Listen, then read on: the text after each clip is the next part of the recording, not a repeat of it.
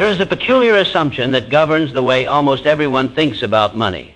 It is so quiet, so unquestioned, so woven into the fabric of ordinary thought that most people spend their entire lives inside it without ever noticing it is there.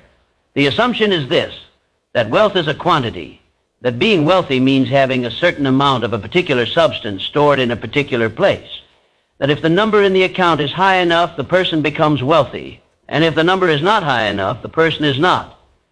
This assumption feels obvious. It feels like common sense. It feels like the way the world actually works. And it is in a very specific way entirely wrong. Because wealth is not a quantity. Wealth is a quality of consciousness. It is not a number. It is a frequency. And the difference between these two ways of understanding it is the difference between spending your life reaching for something that stays permanently out of reach and beginning quietly and immediately to inhabit the very state you have been reaching for all along. I want to spend the next stretch of time showing you what I mean by this. Because once it lands in you, you will never again think about money quite the same way. The chase will fall off you. The tightness around it will loosen. The exhausted reaching, which has been consuming years of your life without ever quite closing the gap, will begin in a slow and beautiful way to end. Consider what actually happens inside a person who feels wealthy. Notice I did not say a person who has wealth.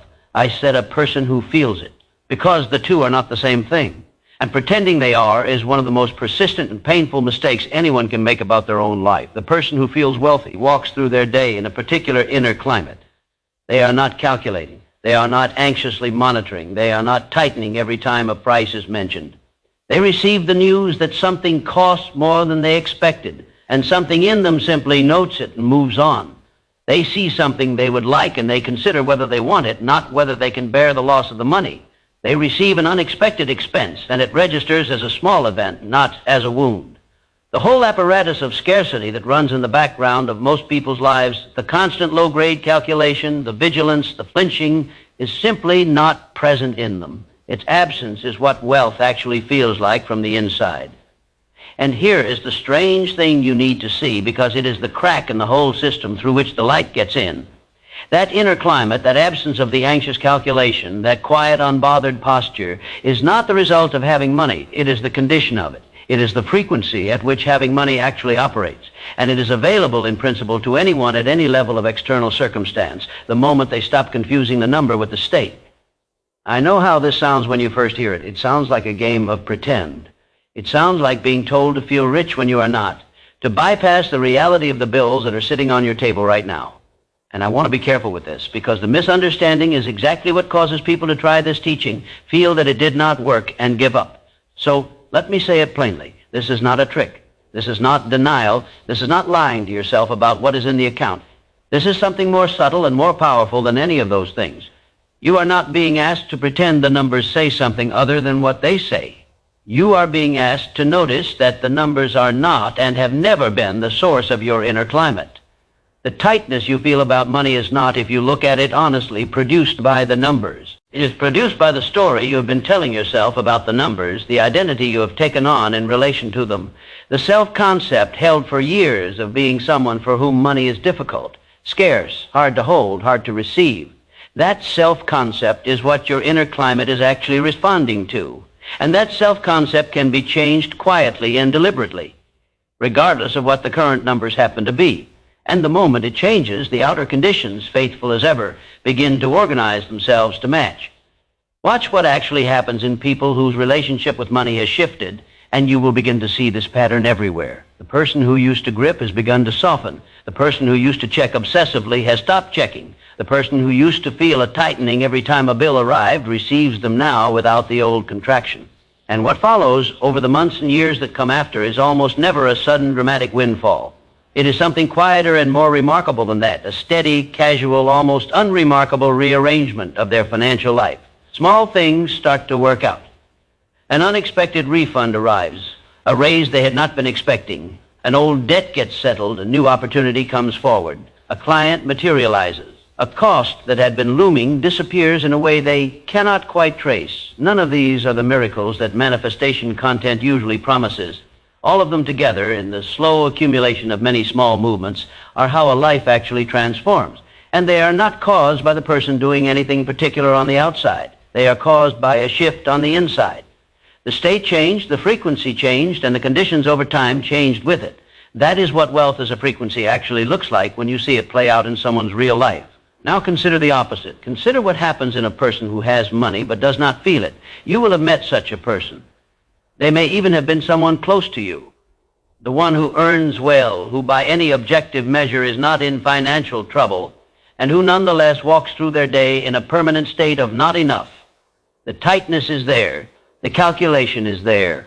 The anxious background hum about running out is there, even though by every visible measure, running out is not an immediate concern.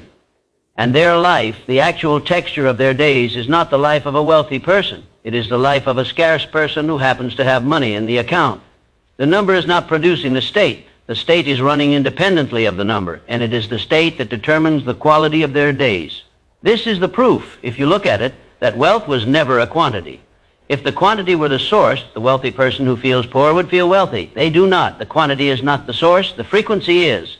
And the frequency is a matter of consciousness, not accounting. Now, here's where the teaching becomes practical, though not in the numbered list way you may have grown used to. The task is not to force yourself tomorrow morning to feel wealthy. That will not work, because forcing produces its own resistance. The task is much smaller and much more available. The task is to begin in the small, unnoticed moments to loosen your grip on the story of scarcity you have been holding without realizing you have been holding it. Not to argue with it, not to fight it, just to notice and to loosen. When you catch yourself in the tightening, the little inner clench when you see a price, the calculation that runs before you have even finished registering what you are looking at, the flinch at the arrival of a bill, do not scold yourself. Do not try to force a different feeling. Simply notice quietly. There it is, the old climate, and then let it soften without needing to replace it with anything performed. The softening itself is enough. Each time you soften, the frequency begins to shift by a small measurable amount, and enough small softenings over enough small moments add up to a permanent change in the ground you stand on. There is a way that money begins to move around a person who has softened. It is not that they attract money by magic. It is that they stop repelling the small opportunities that were always available. They receive gifts without the reflex of, I don't need it. They accept help without the reflex of, I can manage. They notice possibilities they had been walking past for years because their perceptual system was set to find evidence of scarcity, and it was ignoring the evidence of abundance sitting in plain view. The softening is what opens the field of vision, and the wider field of vision is what allows what was already present to become finally fully available to them. You have probably already had glimpses of this in your own life without realizing it. Times when something you needed simply arrived without effort. Times when the money was there when it should not have been. When a bill came in lower than expected. When a small windfall appeared at exactly the moment you needed it. These are not luck. They are the record of the moments when your inner climate softened enough briefly to let something through. And the reason you cannot summon them at will is not that the field is capricious. It is that the softening has to be genuine. And forced softening is not softening. It is a more sophisticated form of gripping. The only way to make the softening real is to stop making the number the source of your state. Once your state stops depending on the number, an extraordinary thing becomes possible. You become someone whose inner climate is not held hostage by their account balance. You become someone who can feel wealthy in the frequency sense, whether the number is high or low, because the frequency has been decoupled from the arithmetic. And that decoupling is what actually opens the door for the arithmetic itself to begin changing. The field cannot deliver more into a container that is broadcasting the state of not enough, because the container is still confirming the not enough, regardless of what arrives. But a container broadcasting sufficiency, real, settled, unanxious sufficiency, is a container the field can fill and fill and fill without ever meeting resistance. The wealthy, the genuinely, deeply, quietly wealthy, are not wealthy because they have taken clever action. They are wealthy because they are broadcasting sufficiency. Their whole inner architecture is built on the assumption that there is enough, that more is available, that the flow does not stop, that they belong in the world of abundance not by achievement, but by the simple fact of being alive in it. And because they are broadcasting sufficiency, the field returns to them faithfully and continuously the confirmation of sufficiency in the form of income, in the form of opportunity, in the form of ease, in the form of arrangements that always seem to work out for them in the end. There is nothing they are doing that you cannot begin to do tonight. Not by forcing, not by pretending, not by affirming loudly into the mirror, by quietly beginning to loosen your grip on the scarcity story that has been running underneath your day. by noticing the tightening when it happens and letting it soften, by carrying yourself in the ordinary movements of your day as someone whose inner climate is no longer held hostage by the accounting, by allowing yourself in the small, unguarded moments to feel the quiet, unbothered posture of someone for whom money is not a problem. Not because the numbers have proven it, but because you have chosen at last to inhabit the frequency directly. There will be a lag between the change of frequency and the change of conditions. This is important to know because it is where almost everyone gives up. You will begin to soften. You will begin to broadcast a different state, and for a while the outer numbers will not have caught up. The old conditions were produced by years of the old frequency. They will take some time to dissolve. Do not read the lag as failure. Read the lag as what it actually is, the mechanical delay between an inner change and its outer expression. The change is happening. It has already happened at the layer where things actually happen. The surface is simply catching up. Meanwhile, live at the new frequency anyway, not because it is a trick to make the outer arrive faster, though it will because the new frequency is a better place to live. The ordinary hours of your ordinary days will feel different at this frequency. The tightness that used to run in the background will begin to fade. The anxious calculation will lose its grip. The tiredness that comes from carrying the constant weight of not enough will begin to lift, and you will find, sometimes to your own surprise, that you are already living better than you were even before any of the outer numbers have visibly moved, because the ache was never the numbers. The ache was the state, and the state tonight is beginning to be something you consciously choose. There is one more thing I want to say before I close, because I think it is the deepest layer of this teaching.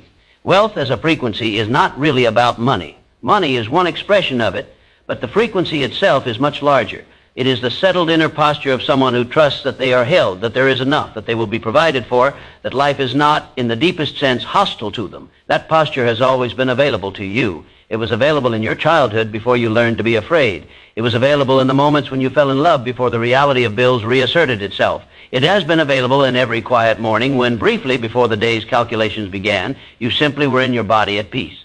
That peace is the frequency. That peace is the wealth, not because peace is a metaphor for money, but because peace is the state from which money and everything else that answers to inner state naturally flows. You do not have to earn your way into this frequency. You do not have to prove yourself worthy of it. You do not have to wait until the numbers grant you permission. It has been available all along. It is the state you are quietly born into before the world began teaching you to feel afraid about not having enough. And you can, tonight, in whatever small, quiet moment you choose, begin returning to it. Not with a bang, with a settling, a soft, slow, deliberate re-inhabiting of the peace that was already in you before you learned to grip. That is the whole practice. Return in the small moments to the frequency you were always meant to live from. Let the grip loosen. Let the scarcity story quiet. Let yourself briefly, and then longer, taste again the settled inner posture of someone who is at the deepest layer held. And from that posture, watch as the outer conditions of your life over the months and years that follow begin to organize themselves around the new frequency you are at last quietly broadcasting. You are not chasing wealth. You are not reaching for it. You are not asking the universe to grant it. You are tonight returning to it, because wealth was never a number. It was always a frequency, and the frequency has been yours the whole time, waiting patiently for you to remember how to tune to it, come back to it, live from it, and let the numbers in their own time, in their own way, come and match what you have already in the layer that actually matters become. Thank you, and good evening. This is Best of Lectures. I will see you in the next video.